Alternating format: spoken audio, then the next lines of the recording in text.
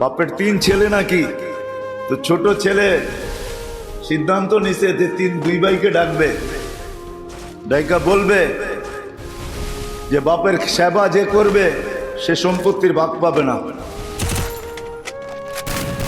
3 ভাইকে বসায় বলছে মা বাবার খেদমত যে করবে সে সম্পত্তির ভাগ পাবে না, কে রাজি আছো? তো 2 ভাই বলছে তুই কর, আমাদের দরকার নাই, আমাদের সম্পত্তি দরকার।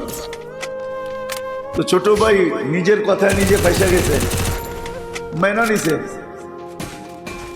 খেদমত করা শুরু করছে মা বাবার। মা বাবা দুনিয়ার থেকে চলে গেছে, করতে করতে সব উজাড় করে দিছে, ঘরে এখন চুলোও জ্বলে না। তো স্বপ্নে আল্লাহ দেখাইছে মা বাবার বদলা হিসাবে তোমাকে 1 লক্ষ দিতে চাই, অমুক জায়গায় রাখা আছে, উঠায় নিয়ে আসো, দেড়হাম রূপার টাকা। বলছে আল্লাহ বরকত আছে? বলছে বরকত নাই। কইলে তাইলে আমার দরকার নাই। পরের দিন দেখাইছে 1000 রাখা আছে, নিবে? আজকে এটা সোনার দিনা। বলছে বরকত আছে? বলে তা বরকত নাই। বলে তাইলেও দরকার নাই।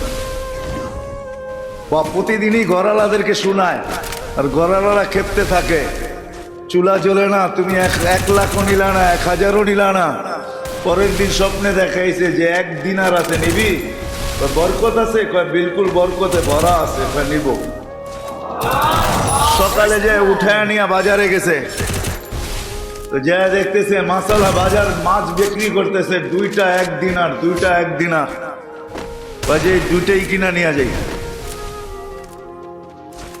আর কিছু তো পাওয়া যাবে না, 2টাই কিনা নিয়ে যাই। 1 বেলা তো চলবে, 2 বেলা তো চলবে। আইনা যখন কাটছে তো ভিতর থেকে 2টা মুক্তা বাহির হয়েছে, টুইন।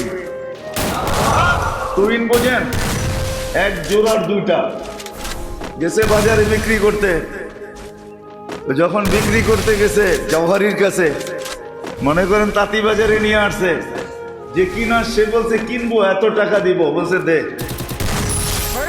যখন কিনা ফেলছে ও পরে বুঝছে যেটা তো টুইন হয়, একটা তো হয় না। আমি যেইখানে বেচবো ও তো টুইন চাবে, টুইন দিলে আমার দাম পাবো, একটা দিলে আমাকে এরকম কিছু ধরায় ছেড়ে দিবে।